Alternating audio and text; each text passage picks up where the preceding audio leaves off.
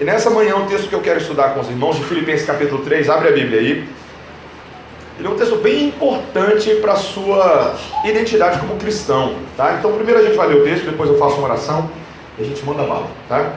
Presta atenção aí na palavra de Deus, que é inerrante, infalível e inspirada. Quanto ao mais, irmãos meus, alegrai-vos no Senhor. A mim não me desgosta, e é segurança para vós outros, que eu escreva as mesmas coisas. Acautelai-vos dos cães, acautelai-vos dos maus obreiros, acautelai-vos da falsa circuncisão, porque nós é que somos a circuncisão, nós que adoramos a Deus no Espírito e nos gloriamos em Cristo Jesus e não confiamos na carne. Bem que eu poderia confiar também na carne. Se qualquer outro pensa que pode confiar na carne, eu ainda mais, circuncidado ao 8º dia, da linhagem de Israel, da tribo de Benjamim, hebreu de hebreus, quanto à lei fariseu, quanto ao zelo perseguidor da igreja, quanto à justiça que há na lei, irrepreensível. Mas o que para mim era lucro, isto considerei perda por causa de Cristo.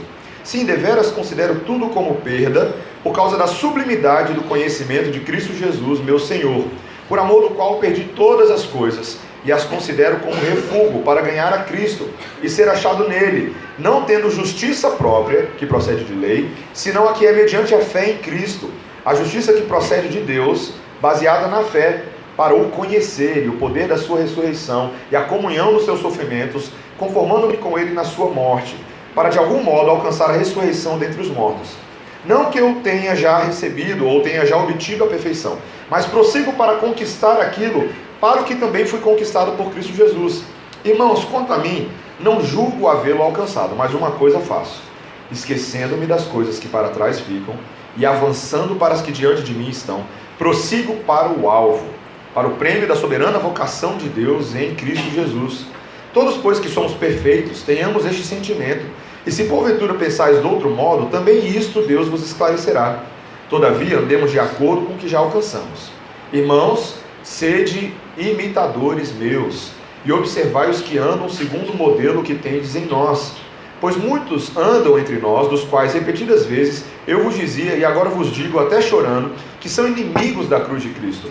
O destino deles é a perdição, o Deus deles é o ventre, e a glória deles está na sua infâmia, visto que só se preocupam com coisas terrenas.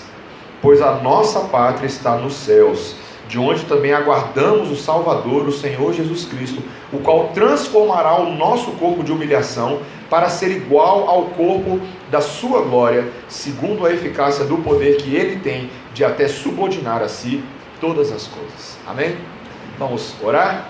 Santíssimo Deus, nós nos gloriamos nesta manhã naquele que possui toda a glória. Nós nos alegramos naquele que possui todo o poder em suas mãos para criar, para sustentar, para abençoar e salvar. Obrigado, Senhor, porque Tu és a fonte da nossa alegria, como temos estudado desde o primeiro dia, e essa é a alegria que nos contagia, que nos dá alegria para as pequenas, médias e grandes coisas do dia a dia, e rogamos que nesse momento a Tua palavra cause dentro de nós os efeitos transformadores que somente o poder do Santo Evangelho pode fazer, em nome de Jesus, amém. Qual é a sua identidade? Valendo, RG. Lembra, as balinhas estão aí ou estão no carro? Estão no carro, né? As balinhas vencidas, que não são vencidas. Para quem está chegando hoje, eu estou prometendo balinha vencida desde o primeiro dia. Já distribuí algumas, mas outros não quiseram pedir a sua parte, mesmo os vencedores. Eu não sei porquê, né? Talvez por observar o que aconteceu com os outros antes, né? Sabe o seu RG de cabeça? Sim. Sabe? E o seu CPF? Sim. Fala aí. Se você está dizendo, eu acredito. Tá? E o seu passaporte? Não tem, tudo bem. Vamos facilitar. Vamos lá, vamos aqui, ó. Sabe? Ó. O seu Renavan. Ah, não é seu. Mas você não pode decorar um Renavan? Um Renavan.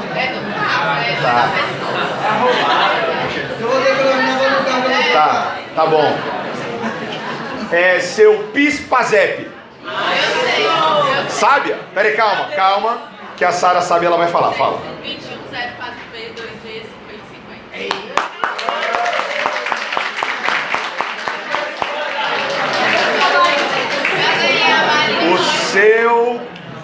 da sua CNH? Não? A inscrição do seu apartamento no IPTU ou da sua casa? São jovens, a gente não tem casa. Vocês moram numa casa. Quantos números nós temos na vida que caracterizam as nossas identidades públicas? Quantos? É muito número, não é verdade? É interessante que alguém pensa lá no governo que a gente, de alguma maneira, tem que saber esses números. Gente, a gente não sabe nem mais o nosso telefone. Não é verdade? Mas essas coisas são chamadas das nossas identidades. É a nossa identidade, o RG, o CPF. Agora, quando a gente fala sobre identidade, gente, a gente sabe que a gente não está falando somente dos números, mas de tudo que nos caracteriza.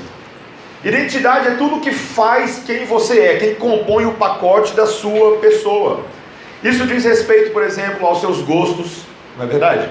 Eles fazem parte da sua identidade, os seriados que você gosta de assistir, os esportes que você gosta de praticar, se é que você pratica ou gosta de praticar esportes. Todas as coisas na sua vida, os sabores de sorvete que você gosta. Qual é o seu sorvete favorito?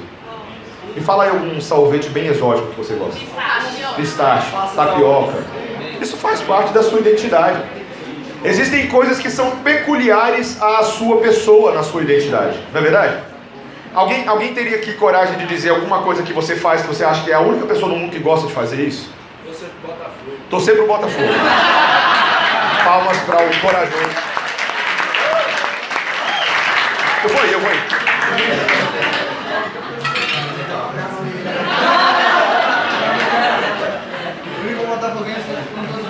A dor é grande, né, meu irmão? Se você estivesse no Flamengo, você estava resolvido. Alguém mais diria alguma coisa que é peculiar da sua identidade? Comer hambúrguer com banana, Noemi? Como é que é? Comer jiló. Só você come jiló. Eu garanto isso. Mas, gente, tudo isso faz parte da nossa identidade. Aqui é o ponto, olha lá, vamos lá. A questão é que muitas vezes a maneira como nós nos posicionamos nesse mundo e a maneira como nós somos aceitos pelas pessoas e nos projetamos socialmente tem a ver com essas identidades.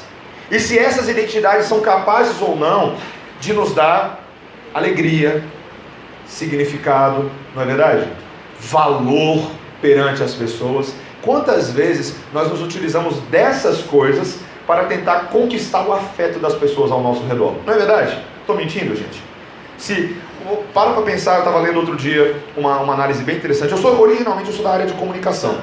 Eu estava lendo uma análise sobre a questão dos grupos dentro das mídias sociais. E o cara volta lá no Orkut para falar das comunidades e fórum de Orkut, para dizer que, na verdade, uma das características das mídias sociais é que nós vamos sempre nos agrupando em pacotes identitários. É o que ele diz nessa matéria. E não é verdade? Quantos grupos de WhatsApp você participa? Fala Deus, né? Só Jesus na causa. Eu, Mateus, só da igreja são 49 grupos. Só da igreja. Pastor não tem muito para onde correr. São 49 grupos de todos os assuntos que você imaginar. Mas olha só que interessante. Nós criamos grupos, e eu sei que você é pecador como eu, você fala, eu vou sair de todos os grupos, você acaba não saindo, você entra em novos grupos. Por quê? Você vai se acoplando a pessoas com elementos de identidade comum, não é verdade? Se cria um grupo de teologia, você fala assim, eu gostaria de ser um grande teólogo, aí eu entro num grupo de teologia, você percebe que você não entendeu nada do que falaram lá, mas eu vou ficar aqui, porque de alguma maneira eu gostaria de ter isso na minha identidade, eu gostaria de ser aceito talvez na igreja, olha que legal, por ser uma pessoa que conhece teologia. Mas aí você pode acabar fazendo parte de um grupo que você se vê meio perdido e você fala assim, não sei se essa igreja é para mim. Ou o inverso, uma igreja talvez onde as pessoas são bem bacanas e bem cool e bem descoladas, e você não é tão descolado, mas você gostaria de ser igual a eles, mas depois de um tempo você fala assim, não é a minha identidade. Gente, crise de identidade é das maiores causas de depressão e ansiedade nos nossos dias hoje. E isso acontece, a gente poderia falar de tudo aqui, crise vocacional, o emprego que você vai ter, o curso que você vai cursar na faculdade, se vai ou não vai fazer um mestrado, se vai ou não vai fazer um doutorado. Meus irmãos, crise de identidade acontece principalmente porque o ser humano não sabe exatamente qual é a sua verdadeira identidade. E Paulo está fazendo essa pergunta em voz audível nesse texto, e de uma maneira muito breve e panorâmica, eu quero mostrar para vocês que nós precisamos saber muito bem qual é a nossa identidade para a gente não sucumbir nos buracos desse mundo e para a gente ser capaz de, para a glória de Deus, representar Cristo, a verdadeira identidade na vida do crente. Então olha só comigo o versículo 1. Quanto ao mais, irmãos meus, e agora eu vou fazer um sermão um pouco diferente, como eu estava conversando com o Jefferson, no acampamento a gente testa estruturas diferentes, não é, Jefferson? A gente faz coisas diferentes, prega 12 pontos, faz coisas desse tipo, né? Hoje eu vou fazer uma estrutura, gente, de narrativa corrida, tá? Narrativa corrida eu não necessariamente vou dar os pontos para vocês, apesar de ter os pontos, mas eu quero que vocês entendam o progresso do argumento do apóstolo Paulo, tá joia? Então ele começa no versículo 1. Quanto ao mais, irmãos meus, alegrai-vos no Senhor, a mim não me desgosta, e é segurança para vós outros que eu escreva as mesmas coisas. O apóstolo da alegria na carta da alegria, lembrando que o centro, o fio sustentador, é que em tudo que ele vai falar, a alegria do Senhor está permeando. E é muito importante que ele fale de alegria, porque o que ele vai começar a falar agora não é coisa que traz alegria. É coisa que traz muita tristeza e, na verdade, muito alerta e orelha em pé para o apóstolo Paulo, quando ele diz no versículo 2: acautelai-vos dos cães. Gente, por que o apóstolo Paulo começou a falar de cachorro? Né, você poderia falar, ele tem um problema, né, com cachorro. Mas não é, ele está chamando de cães. Cães era uma palavra dura. Às vezes na Bíblia aparecem algumas palavras duras que quase beiram um xingamento, assim, tá? Não é xingamento, não é profano, não é obsceno, não é nada disso, mas eram palavras que eram utilizadas, e veja, palavras que eram utilizadas para descrever os gentios. Muitos dos judeus chamavam os gentios de cães. Os cães eram vistos animais marginalizados, sarmentos, que traziam doenças, complicados na sociedade. E o apóstolo Paulo agora inverte, em vez de chamar os gentios de cães, agora ele está falando de um grupo de pessoas que jamais seriam chamados de cães, que são judeus judaizantes. Judeus judaizantes. O que são judaizantes? É uma categoria grande no Novo Testamento. Os judaizantes eram um grupo de pessoas que, e vamos botar assim para ficar fácil para você entender, eles eram crentes, eles afirmavam que criam em Cristo Jesus e que se pautavam pelo evangelho da cruz do Calvário. Porém, eles diziam que para uma pessoa ser salva, isso não bastava.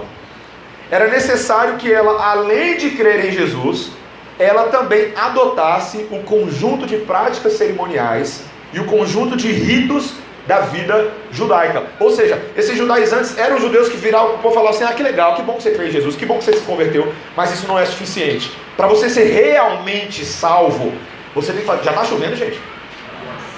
Já? Que bom, né? Deus é bom.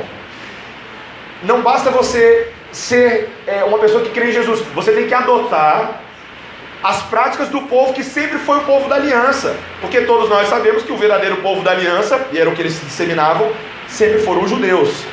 E aí eles falavam, por exemplo, você tem que agora levar os seus sacrifícios no templo, você tem que adotar as leis alimentares, né?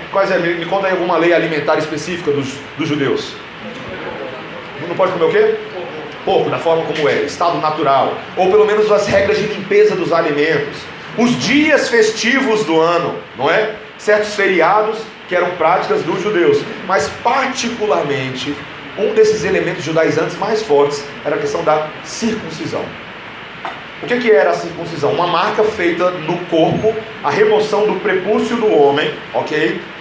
No qual isso significava que ele pertencia formalmente ao povo de Deus. Um homem circuncidado era um homem da aliança, era um homem que estava dentro da lei de Deus. E meus irmãos, veja, talvez no primeiro momento, se você ouve esse tipo de coisa, fala, isso não parece tão assim errado, né? Poxa, afinal de contas, esse povo sempre conheceu a Deus, esse povo sempre ouviu as promessas, as alianças, os pactos. Mas o que Paulo está falando é cuidado, acautelai-vos desse discurso. Por quê? Porque, olha o versículo 3, porque nós é que somos a circuncisão, nós que adoramos a Deus no Espírito e nos gloriamos em Cristo Jesus e não confiamos na carne.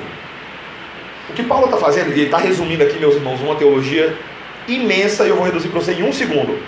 Ele está dizendo que toda a lei da antiga aliança já foi cumprida perfeitamente em Cristo, e que quem crê em Cristo nesse momento já está circuncidado no seu coração. Aquelas coisas antigas que apontavam para a obra que Cristo ia fazer já foram cumpridas nele. Mateus 5,17. Eu não vim para revogar a lei, vim para cumprir a lei. Cristo cumpriu toda a lei, e quem está em Cristo agora tem a lei cumprida em si, para efeitos de salvação, para efeitos de vida eterna. Mas, meus irmãos, Paulo gasta tempo falando sobre isso, que é o que ele faz nos próximos versículos, porque ele sabe como é perigoso esse discurso, que é o que a gente vai chamar aqui de legalismo, tá? Essa imposição da lei para te dar um senso de que você pertence a Deus. Você conhece gente legalista? Vou inverter a pergunta para você não achar que eu não estou conversando com você. Você é legalista? Sabe o que é o legalista? O legalista é aquela pessoa que adora usar a lei em favor próprio. Ela sempre está se legitimando em favor da lei, mas ela impõe fardos pesados sobre os ombros das pessoas. Particularmente fardos que o próprio Deus não impõe. Quantas vezes o Senhor Jesus Cristo, interagindo com os fariseus, falou assim: olha, vocês até inventam leis, tradições de homens que vocês estão chamando de lei de Deus, colocam no ombro das pessoas para simplesmente dizer que vocês são mais espirituais. Esse é um grande problema. E, meus irmãos, o problema desse legalismo é que ele dá um senso de identidade elevada, não é? Você conhece, você já ouviu falar da maneira como os fariseus interagiam com Jesus? Eles adoravam bater no peito para mostrar como eles eram o povo de Deus, não é verdade? Não era prática deles? Nós somos mantenedores da lei, né? Nós conhecemos a lei com profundidade, nós estamos andando na linha. E eu adoro, meus irmãos, a apologética do apóstolo Paulo. O que ele vai fazer aqui agora é muito interessante, porque ele está vendo esses homens se gabarem, dizendo quanto que eles são bons, e ele vai fazer assim: vocês querem se gabar? Vocês querem entrar numa competiçãozinha para ver quem é melhor? Então tá. Ele, por alguns versos, ele topa entrar no joguinho deles. Fala assim: vamos ver quem é melhor segundo a lei? Então tá. Deixa eu dar o meu currículo vitae aí para vocês, tá? E aí, olha só o que o apóstolo Paulo vai fazer no versículo 4. Bem que eu poderia confiar também na carne. Se qualquer outro pensa que pode confiar na carne, eu ainda mais. E agora, olha a listinha do apóstolo Paulo, versículo 5. Circuncidado ao 8º dia, ou seja, Paulo realmente foi circuncidado segundo a lei, certo? O que mais que ele falou aí? Da linhagem de Israel, da tribo de Benjamim, ou seja, ele tinha toda uma ascendência judaica, familiar, um parentesco, a qual ele realmente pertencia às linhagens das tribos de Israel, especialmente a tribo de Benjamim, que era uma das tribos especiais de Israel, ou seja, bercinho de ouro, né? Paulo tinha bercinho de ouro, ele tinha aí uma ascendência boa. Hebreu de hebreus, ou seja, verdadeiro hebreu, na sua identidade étnica, ele era um hebreu. Quanto à lei, fariseu, está vendo? Ou seja, de fato, ele historicamente pertenceu a esse séquito de mestres, os fariseus, que conheciam e ensinavam a lei. Versículo 6, quanto ao zelo, perseguidor da igreja, e quanto à justiça que há na lei, irrepreensível. Você lembra o que essa identidade do apóstolo Paulo fez de fato dele, né? Ele se tornou um comissário dos judeus para perseguir esses que se dizem povo de Deus, mas creem nesse tal de Jesus o Nazareno, como está escrito lá no livro de Atos. Paulo está falando assim: meus irmãos, eu fui o responsável para exterminar e acabar com a farra dos cristãos. Ele recebia cartas nas mãos, ele ia nas cidades para arrastar as pessoas para a prisão, consentiu inclusive com a morte de alguns. Me lembra o nome de um com quem ele consentiu a morte? Estevão, lembra? Quando ele estava ali presente, quando Estevão foi apedrejado, e as vestes de Estevão foram lançadas aos pés do apóstolo Paulo. Ou seja, meus irmãos, a imagem que esse homem tinha de si mesmo é que ele era o top dos topsters das galáxias. Vamos tentar fazer um equivalente moderno? O que seria o apóstolo Paulo hoje em dia? Vamos tentar? Fala aí o nome de uma das melhores universidades do mundo. Harvard, Oxford. Paulo está basicamente falando: bom, vamos se gabar? Eu me formei em Oxford, depois fiz meu mestrado em Harvard e o meu doutorado em Yale. Okay? Eu sou um cidadão global, é o que ele está dizendo, porque eu tenho ascendência judaica, mas eu também sei me comunicar com os gregos. Aqui tem muita coisa que está embutida aqui, tá? Paulo era um poliglota, né? Veja, não é um troglodita, é um poliglota. É uma piada de Chaves para te manter acordado, né? Ele era um poliglota. E veja, eu estou falando sério, ele era um poliglota no sentido mais profundo, porque além de ele se comunicar em várias línguas, ele falava em línguas. Palmas para o apóstolo Paulo. Ele era um homem que poderia se gabar de ser um viajante, de ser um conhecedor das culturas, uma pessoa que realmente pertencia a uma família quase real dentro da humanidade, porque ele era um hebreu de hebreus. E meus irmãos, não é exatamente essa forma com que o mundo estabelece a sua identidade? Ou pelo menos não é essa forma com que você é incentivado a estabelecer a sua identidade no mundo? É ou não é? Estou falando alguma mentira? Presta atenção. Desde que você é pequeno, não, vou dar um exemplo escolar para você. Geração dos millennials aí, tá? Você já entra na quinta série ou no quinto ano ali mais ou menos, e os seus pais ou a sua escola já estão pensando no vestibular, no PAS e no Enem. Eu mesmo, gente, eu tive uma experiência muito interessante. Eu estudei numa escola que, quando começou o programa da avaliação seriada, o famoso PAS, eu estava lá no início, tá? Estava no início de todas as coisas. Quando o PAS começou, eu lembro claramente que houve uma mudança na orientação da escola. Uma escola que antes estava preocupada com valores, estava preocupada com uma série de coisas, agora está preocupada em fazer você passar na prova, ser aprovado para trazer status para a escola. Ou seja, você é um recurso para trazer identidade para a escola, ou para o cursinho, ou para a universidade. Tendo morado um tempo fora nos Estados Unidos, meus irmãos, eu basicamente vi uma sociedade inteira que é construída em torno da ideia de identidade em conquistas pessoais. Quando o cara vai entrar numa faculdade norte-americana, isso é muito interessante. Ele não faz só o vestibular, ele não faz só o GRE ou SAT para passar. Ele apresenta um currículo das conquistas acadêmicas dele ao longo da vida. Participei de feira de ciências, fui do comitê da ONU, da mini ONU. Você já fez isso na sua vida? Alguém já fez mini ONU aí já? Olha lá, o João está ali, meu pecado, né? Já fiz, aí vem a questão dos esportes, meu amigo, esportes, aí começa, né? O cara que sabe jogar basquete, beisebol, futebol, tudo ao mesmo tempo vai ganhar a bolsa, entendeu? É o cara que é um atleta, é o representante da vitalidade, da vida, do humanismo. Meus irmãos, não é assim que eu e você somos criados. Você já deve ter sido uma criança na escola que já entrou numa rodinha de criança se gabando quem já fez o quê, não é? Meu pai já viajou para a Argentina. Ah, é mesmo? O meu pai já foi para o Chile e para a Argentina. O meu pai já foi para todos os continentes. Não é assim, gente. A identidade a qual você vai sendo cultivado até o longo da vida é uma identidade de que você é tudo, já fez tudo e vai fazer tudo. E se não fez ainda, pode ficar tranquilo que você vai fazer. O mundo funciona dessa maneira. E o que isso cria em nós? Uma geração de quê? Pessoas frustradas, porque elas são incentivadas a serem perfeitas e perfeccionistas, e elas não conseguem ser. Eu não sei se esse é pecado seu também, mas é um pecado meu. O pecado de você sempre parecer bom e perfeito em tudo aquilo que você faz. E aí quando você não consegue fazer aquilo, o que acontece? Decepção, frustração, lágrimas ocultas no meio da noite que ninguém está vendo, porque você não está conseguindo se encaixar nesse mundo que todo mundo parece feliz, menos você. Você tem alguma coisa chamada Instagram na vida? Você tem alguma coisa chamada Facebook, Twitter, alguma coisa assim? Não sempre parece que sempre tem alguém que está fazendo alguma coisa que você devia estar fazendo, mas você não consegue. Isso te leva a um profundo senso de desespero.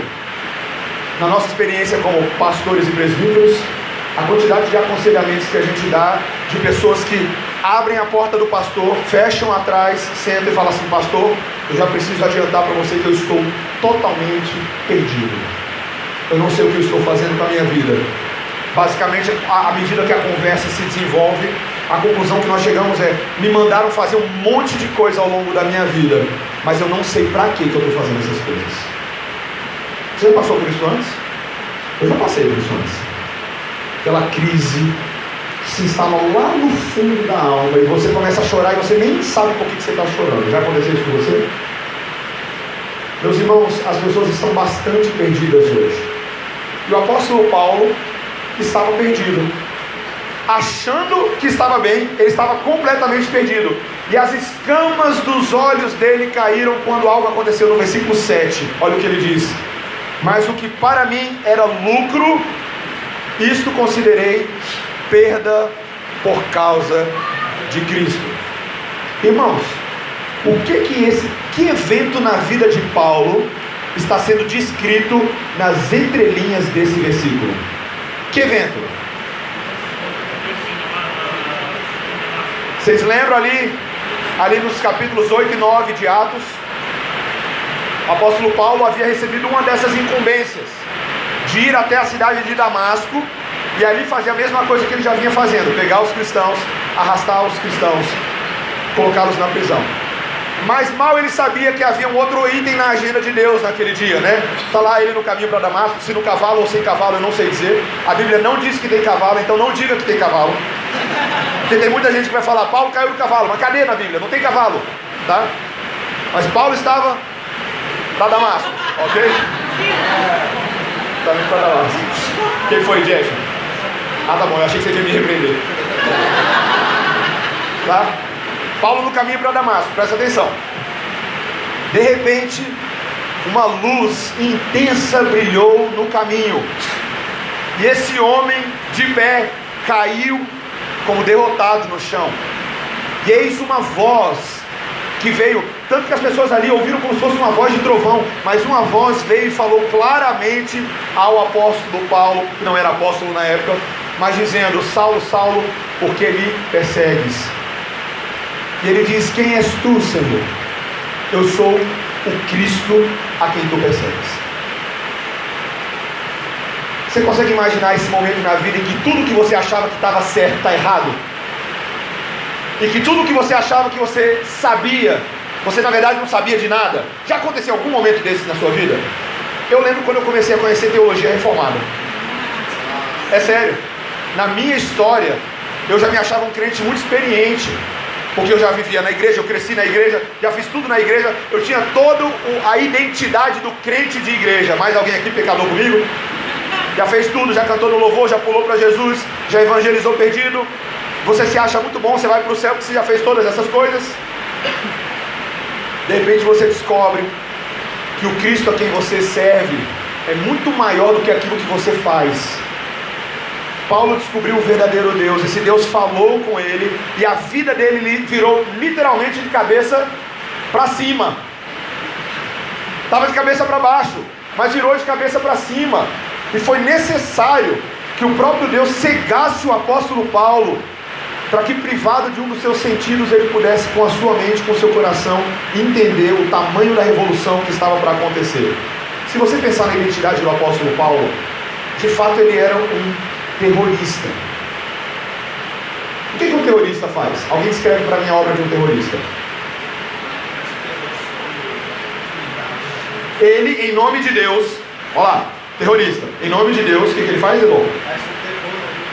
Ele causa um terror no meio de uma comunidade, porque ele se acha justificado diante do Deus dele para fazer aquilo, a ponto de matar as pessoas se for necessário. Então Paulo é um terrorista, você concorda com essa tese? Minimamente? Ok. Deus vira para esse perseguidor da igreja e fala: você que é perseguidor, a partir de agora você vai ser perseguido. Você que é o aterrorizador dos outros, você vai conhecer o verdadeiro temor de Deus, o verdadeiro terror de Deus, e não adorar um Deus falso na sua vida. Você não vai ser mais como aqueles que se gloriam nas suas identidades terrenas, mas você vai se gloriar apenas em mim, a ponto do apóstolo Paulo falar de novo no versículo 7, o que para mim era lucro, isto considerei como perda, por causa de Cristo. Meus irmãos, somente alguma coisa muito boa pode fazer outras coisas muito boas parecerem lixo. Você concorda? Olha o versículo 8. Sim, deveras considero tudo como perda por causa da sublimidade do conhecimento de Cristo Jesus, meu Senhor, por amor do qual perdi todas as coisas e as considero como refúgio para ganhar a Cristo. Meus irmãos, eu não sei se já teve algum momento na sua vida, e eu espero que a sua conversão tenha sido um pouco assim, ou algum outro momento na sua vida em que de repente a glória de Deus invadiu a sua existência e trouxe alegria incomparável em relação a todas as outras coisas. Quando eu estava virando reformado ali em 2006, tinha um grupinho de irmãos que envolvia Reverendo Gustavo Vilela, Rafael Belo, Felipe Chus, Josa, uma galera lá da CMA, Felipe Simões, pastor da Terceira Batista, do Campiloto, que não é mais Terceira Batista, Batista Capital, e outros irmãos. Charles Green, presbítero, ok? Essa galera tinha um grupinho chamado Lloyd Jones, que eles estudavam, faziam estudo bíblico. E eu não era reformado ainda, mas eles já estavam começando a estudar coisas reformadas, mesmo que a maioria deles fosse batista naquele momento. Hoje quase todo mundo presbiteriano. Mas o que foi interessante foi o seguinte: eles estavam estudando um livro do John Piper. Eu nunca tinha ouvido falar de John Piper. Mas no dia que eu fui na primeira reunião, eles estavam assistindo um vídeo do John Piper, tá? Um vídeo. E meus irmãos, eu lembro que eu nunca tinha visto um pastor pregar com aquele grau de alegria e de amor e de paixão pelo Senhor. E vocês já viram John Piper antes, né? Vocês já viram? The glory of God in the nations. Speak, speak the word of God. Já viram John Piper? Vai ter um pastor que vai pregar na nossa conferência missionária, Reverendo Elias Medeiros, em agosto desse ano. Ele é o John Piper brasileiro, vocês vão ver. Aguenta aí. Mas eu lembro que eu vi aquele vídeo e eu pensava assim, de duas uma: ou esse cara é louco, que ele babava, né? Ele literalmente babava, ou ele conhece uma alegria que as pessoas não conhecem. Existe algo no ser, no coração dele, que transforma tanto a existência dele, que todo o resto parece que não importa. E meus irmãos, eu quero perguntar: será que vocês conhecem a Deus de uma maneira que todo o resto parece que não importa para vocês? Vocês conseguem se lembrar daquele momento em que a luz de Cristo brilhou na existência de vocês, e vocês entenderam e sentiram o amor de Deus, e pensaram: é isso, enfim a minha alma encontrou aquilo pelo qual ela estava tão sedenta, enfim meu coração comeu o alimento que não pode deixar de saciar a minha alma, que me supre por toda a eternidade. Meus irmãos, essa luz brilhou na alma do apóstolo Paulo. Veja o que ele diz no versículo 9: ser achado nele, em Jesus, não tendo uma justiça própria que procede da lei, senão aquela que é mediante a fé em Cristo, a justiça que procede de Deus, baseada na fé, para o conhecer e o poder da sua ressurreição e a comunhão dos seus sofrimentos, conformando-me com ele na sua morte, para de algum modo alcançar a ressurreição dentre os mortos. Está vendo o que ele está falando? Sabe o que ele está falando? O meu valor agora, a minha justiça, não vem mais dessas coisas. Não vem mais dos hebreus, dos benjamins, dos fariseus, da lei, não vem mais dela, mas vem de Cristo. O meu valor, a minha identidade vem de Cristo. Meus irmãos, é possível que eu e você hoje sejamos crentes, mas o nosso coração ainda está patinando demais no nosso valor vindo das coisas desse mundo, por mais boas que sejam. Você sabe o que é idolatria? Idolatria é quando a gente pega uma coisa que em tese era para ser muito boa, mas a gente coloca ela no lugar de Deus e o nosso valor vem dela. Pega coisas muito boas, tá? Quantos de vocês já são casados aqui? O Pedro e a Luísa ali, o Jeff. Casamento é bom ou não é? Quem aí quer casar? O povo quer casar? Quer casar? Quer? Mas se você colocar a sua identidade na meta de se casar, você vai se decepcionar. Porque o seu valor não vem do casamento, o seu valor vem de Deus. Quantos aí já terminaram a faculdade? Terminaram a faculdade? Querem fazer mestrado, doutorado, alguma coisa assim? Não necessariamente. É puxado, hein? São coisas boas. Porém, se você coloca nessas coisas toda a sua expectativa, todo o seu valor, você vai se decepcionar. Porque depois que você termina um mestrado e tem um diploma na mão, né? Igual eu tenho um diploma de mestrado na mão. Ei! O que você faz? Você acha que você é melhor do que alguém que você tem um mestrado? Você acha que você é melhor do que alguém que você tem um doutorado? Se você coloca a sua expectativa em ter um emprego ou passar em um concurso público, eu imagino que sejam muitos de nós, você vai se decepcionar. Porque essas coisas, depois que você estiver lá ganhando o salário que você achava que tinha que ganhar, ou trabalhar no lugar que você achava que tinha que trabalhar, você vai perceber que aquele emprego em si não é capaz em si de completar o buraco do nosso coração. Só Deus pode fazer isso. Meus irmãos, por isso que é fundamental nesse acampamento que você olhe para dentro do seu coração agora, nesse momento, e se pergunte de onde vem o seu valor. De onde vem a sua alegria? O apóstolo Paulo entendeu que a alegria, o valor vinha somente de Deus. E, gente, isso revolucionou a vida dele. Revolucionou. Eu partilho dessa alegria do apóstolo Paulo. Eu posso falar isso para vocês. Revolucionou a vida. E eu não sei se você compreende como a vida muda quando Cristo brilha. Você já assistiu o filme Matrix? Já Matrix? Alguém nunca assistiu Matrix? Quem nunca assistiu o filme Matrix? Nunca? Então, arrependam-se dos pecados de vocês. Tá? Terminando o grupo aqui hoje, ou o acampamento, chegando em casa, Netflix Matrix, tá? Olha só. Olha só. No filme Matrix, dando spoiler para quem não assistiu, mas você teve 25 anos para assistir. O Neo vivia como um hacker, certo?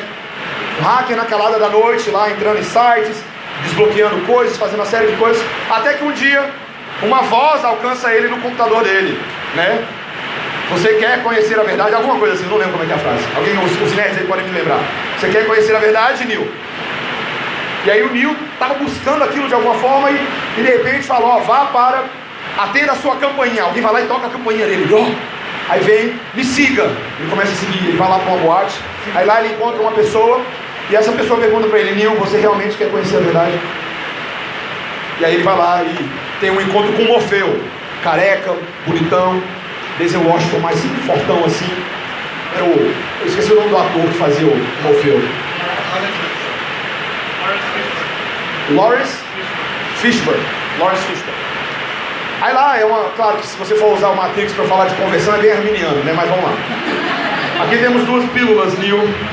Uma pílula vermelha e uma pílula azul. Se você tomar a pílula azul, a vida vai continuar como ela está. Mas se você tomar a pílula vermelha, você vai ver até onde vai a toca do coelho. E aí o Neo corajosamente toma a pílula vermelha. Aí de repente, ele sentado na cadeira, ele olha para o espelho e o espelho está começando a se transformar. Ele entra no espelho e no final das contas ele entra num mundo que é o mundo de verdade. Que ele passa a ver as coisas como elas verdadeiramente são. Um mundo controlado pelas máquinas. E esse Neo agora tem uma função. A função de ajudar as pessoas que estão dentro do sistema, dentro da máquina, lá do simulacro, a se libertarem desse sistema, tá? Mas o que é interessante é que mesmo quando o Neo, e aqui vem a minha analogia cristã, tá? Mesmo quando o Neo passa para esse outro lado, ele ainda não entendeu totalmente a função dele, né? Ele não entendeu, ele já está do outro lado, ele já é um crente, mas é como se a mente e os olhos dele, as habilidades dele ainda não estivessem completamente transformadas. E aí tá, ele vai lá aprendendo, vai fazer uma série de coisas, né? Vai aprendendo a lutar, fazer karatê, fazer aquelas coisas todas. E aí, lá pelas tantas, o bicho tá pegando, o pau tá comendo, pancadaria solta. Lá pelas tantas, quando ele sofre lá uma espécie de morte dele, ele renasce dessa morte. E aí agora ele realmente é o Neo, né? E aí ele vê as coisas diferentes. Ele vê numerinhos, né? Número 1, número 0, número 1, número 0. Ele consegue ver o sistema, como o sistema funciona. E aí realmente a mente dele, o coração dele passam a ter um novo propósito. Porque agora ele sabe como agir, ele sabe como proceder. Gente, na vida do crente deveria ser exatamente assim. O crente caminha para enxergar o mundo como o mundo é. Um mundo criado por Deus, para a glória de Deus e com o dedo de Deus na história, conduzindo tudo. Meus irmãos, eu sempre uso essa ilustração do Matrix porque ela é a melhor que eu lembro. Mas quando você começa a enxergar esse mundo como Deus enxerga, e saber qual é o seu propósito no mundo, como Deus vê o seu propósito, o que acontece com a sua vida? Versículo 12. Versículo 12. Não que eu já o tenha recebido, ou já tenha obtido a perfeição, mas prossigo para conquistar aquilo para o que também fui conquistado por Cristo Jesus. Irmãos, quanto a mim, não julgo havê-lo alcançado, mas uma coisa faço, esquecendo-me das coisas que para trás ficam, e avançando para as que diante de mim estão, prossigo para o alvo, para o prêmio da soberana vocação de Deus em Cristo Jesus. Está vendo? Olha o que ele adiciona no versículo 15. Todos nós que somos perfeitos, aqui a palavra perfeita é maduros, tá? Maduros. Todos nós que somos maduros, tenhamos este sentimento. E se porventura pensais de outro modo, também isso Deus vos esclarecerá. Todavia andemos de acordo com o que já alcançamos. Você está vendo o que o Paul Neal está falando aqui? Meus irmãos, eu não sei se eu já alcancei, eu sei que eu não alcancei, mas uma coisa eu faço: esquecendo-me das coisas que para trás ficam, e olhando para as que diante de mim estão, prossigo para o alvo, para o prêmio da soberana vocação de Deus em Cristo Jesus. Você entende? Você compreende? Meu irmão, minha irmã, talvez você tenha um passado do qual você não se orgulha muito. Muita coisa aconteceu na sua história, muita identidade furada, muita roubada que você entrou nessa vida, e eu tenho a minha parte também. Qualquer dia, se a gente entrar numa roda de confissão de pecado, sobra para todo mundo, né? Mas não importa, porque a cruz do Calvário é um novo marco na nossa história, e ela faz um marco muito bem entre aquilo que passou e aquilo que está diante de nós. A pergunta é: o que é que a identidade de Cristo vai fazer em você a partir de agora? Qual é o prêmio da soberana vocação de Deus em Cristo Jesus? Qual é o prêmio? Meus irmãos, é a vida eterna. Não porque você faça obras para isso, mas porque, veja o que ele disse no versículo 13, no versículo 14. Perdão, meus irmãos, é no 12 mesmo, perdão, desculpa.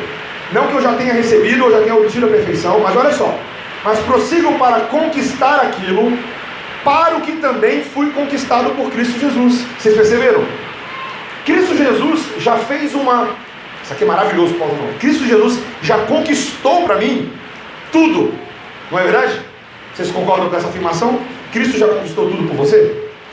Tem alguma coisa que você precisa fazer para conquistar a vida eterna no sentido daquilo que Cristo fez? Não tem. Cristo já fez tudo. Mas olha que interessante. Paulo entende que ele deve viver à luz dessa promessa. Ele deve trabalhar para se tornar cada vez mais aquilo que Cristo está fazendo nele. Gente, o nome disso é doutrina da santificação. Sabe o que é santificação? Santificação é a obra da livre graça de Deus, pela qual o Espírito Santo de Deus, junto com a gente, nos faz mortificar o pecado e vivificar para a vida. É uma obra que os dois trabalham. Isso é bem interessante, tá? Santificação, podemos falar assim de uma certa maneira, tá? A predestinação é monergista. O que significa isso? Iniciativa de Deus. Só Deus predestina. A justificação é monergista. Só Deus faz. A adoção é monergista. Só Deus faz. Mas a santificação, ela é meio sinergista. Eu não vou falar que ela é puramente sinergista, mas ela é meio sinergista. O que eu quero dizer com isso? Deus trabalha e tu trabalha com Ele. Vamos consertar a santificação? Santificação não é você entrar com 50%, Deus entra com 50% e vocês são sócios do mesmo trabalho, cada um com seus 50%. Não, é Deus entra com 100% e você entra com 100% e vai dar 100%. Essa é a matemática de Deus. Isso é santificação. Você é chamado hoje para se santificar, para se tornar igual ao Senhor Jesus Cristo, que é o alvo da sua vocação. Meus irmãos, qual é a sua identidade a partir de agora? Cristo. Se tornar igual a Cristo. Ser igual a Ele em tudo. É isso que o apóstolo Paulo fala no versículo 17. Irmãos, sede imitadores meus e observai os que andam segundo o modelo que tendes em nós. Olha que legal. Se o alvo da vida do crente é se tornar igual a Cristo, e Paulo está agora nessa jornada, nessa caminhada para se tornar igual ao seu mestre, ele vira para todo mundo agora e fala: quer saber? Me imitem. Sede meus imitadores e andem segundo o modelo que vocês têm visto em mim. Em qualquer outro contexto isso poderia parecer pretensioso, não é verdade? Arrogante do apóstolo Paulo. Como assim, quem é que manda me imitar? Já imaginou? Não imita. Me imita. Pode me imitar. Larissa, está aqui o modelo que você precisa. Otávio, está aqui, ó. Cola em mim, só copia. Não é arrogância que o apóstolo Paulo está trazendo, é realidade. Se Cristo salvou ele, e se Cristo está transformando ele, eu olho para Paulo e vejo Cristo. Eu consigo ver Cristo na vida dele. E por isso eu tenho um modelo prático, concreto do que eu devo fazer para imitar a Cristo. Meus irmãos, Deus é tão bom que mesmo sabendo que Cristo está nas alturas agora, invisível aos nossos olhos, isso que é fenomenal, Ele nos dá modelos para nós copiarmos. Gente que eu posso olhar e falar assim: ah, essa pessoa aqui está com a identidade certa, ela já está em Cristo, e eu posso copiá-la, imitá-la. Vocês gostam de jogo de imitação? Gostam de jogo de imitação? Vocês são bons nisso? A gente fez um pouquinho disso na dança do Shep, não foi? Né? Vocês acham que brincadeira social não tem função espiritual nenhuma na vida do crente, né? É tudo pensado, meus irmãos. Não, eu estou usando agora. É engraçado, né? Desde criança, as crianças, uma das brincadeiras mais básicas que elas aprendem é a brincadeira de imitação. Imitação. Imitar animal, imitar som. A Melissa, minha filha, passa um som na rua e ela faz... Ela adora imitar. A gente, inclusive, a minha esposa e eu chegamos à conclusão nessa manhã, antes de vir para cá, que o emprego dela vai ser timbrista. Ela adora timbres e sons, é isso que ela gosta de fazer. Ela, o tempo inteiro, que som é esse? Que som é esse? E ela vai imitando, ela vai pegando. Meus irmãos, se nós queremos ter a identidade de Cristo, nós não precisamos apenas da lei de Cristo em nós, mas imitar quem imita a Cristo. E agora eu vou falar sem nenhuma pretensão, correndo o risco de doer mais em mim do que em vocês, mas eu, como pastor de vocês, eu devo ter coragem o suficiente de virar para vocês e falarem assim: imitem o pastor de vocês, porque eu tenho uma vocação em Cristo para pastorear vocês segundo Cristo. Isso não é pretensão, arrogância ou orgulho da minha parte, é o que é, precisa ser assim. O presbítero Jefferson precisa falar a mesma coisa para vocês aqui, ser capaz de, quando está na frente, modelar a Cristo. Mas isso não é só para pastor e para presbítero, isso é para todo mundo. Todo mundo que é chamado para ser de Cristo se torna espelho de Cristo na vida de outros. E aí eu te pergunto nesse momento, na sua identidade em Cristo, as pessoas conseguem hoje olhar para você e falar assim: vou imitar a Gesilane, vou imitar a Patrícia, vou imitar o DJ, vou imitar o Samuel, vou imitar o André, porque quando eu imito eles, eu vou estar sendo igual a Cristo. Olha o som aí. Olha o som aí. Olha o alerta. Não vou nem dizer mais nada. Se isso não é sinal, eu não sei o que é. Gente, aí eu não sei mais o que é. Você entendeu? Você entendeu? Você viu que com grandes poderes vem grandes responsabilidades? É, Homem-Aranha, estou falando com tudo mesmo.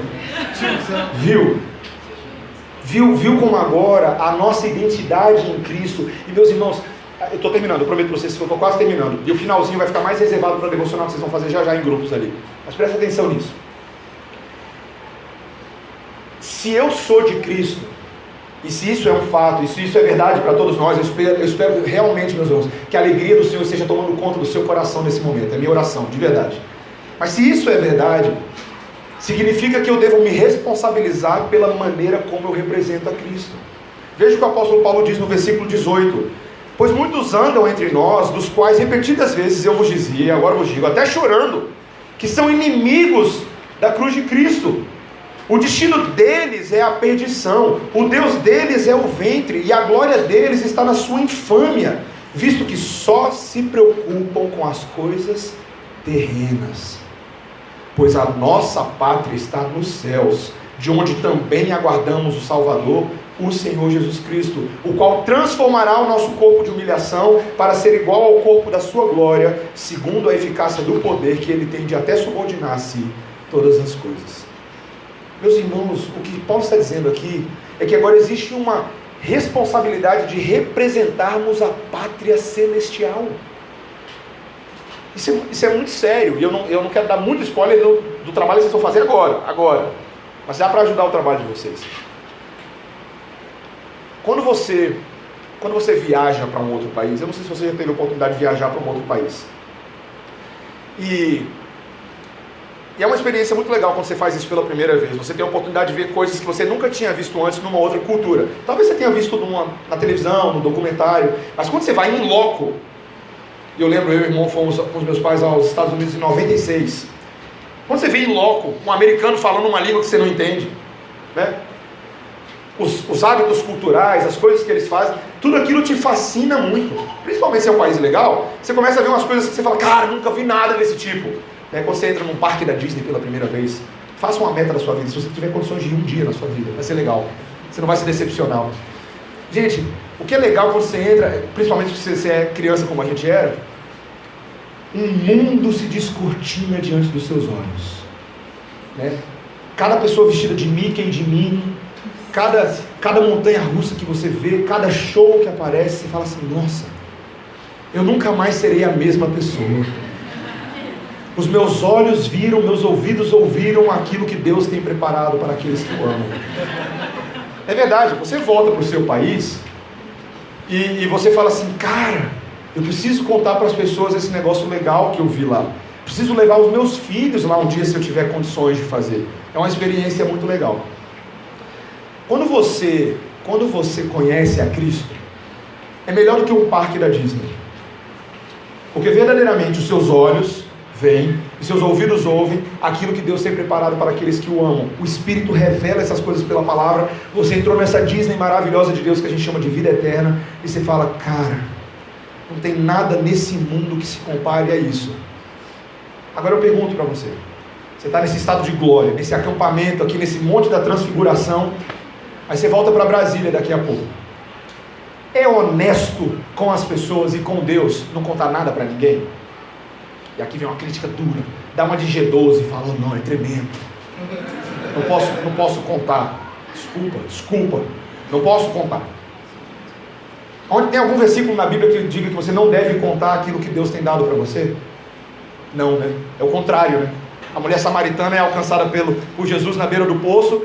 Assim que ela encontra com ele, quando ela retorna para a cidade, ela fala, gente, eu não tenho certeza exatamente o que acabou de acontecer, mas vamos lá para conferir, porque o cabra é bom, ele parece ser o Messias prometido.